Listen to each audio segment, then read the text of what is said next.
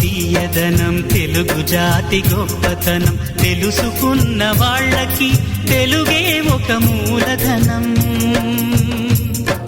తల్లి తండ్రి నేర్పినట్టి మాతృభాషరా తెలుగు మరచిపోతే వాళ్ళని నువ్వు మరచినట్టురా, ఇది మరువబోకురా.